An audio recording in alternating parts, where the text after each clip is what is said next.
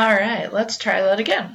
Hey Scott, so on the last video I was copying from CRJ to CRJ120.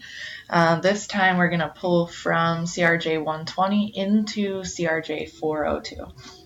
So right here I have the mall pulled up. We're going to go to Settings and then Import Course Content. And we're going to select Copy a Canvas Course. You've probably done this before with one of your live shows. But here we're going to pick CRJ120 MKP. And we just want selected content from that. We don't want the entire course. So it will give us an option to select, and they're going to live within the quizzes. Select both of them, select content, and it will give you a little green completed here when we're all set.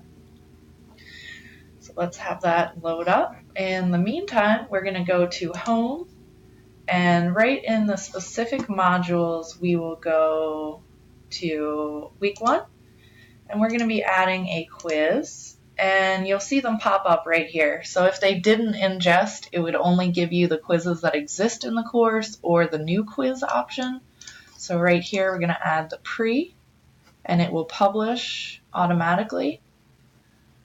And in week 6, we're going to do it again, add a quiz, and we're going to do the post here. They automatically add to the course.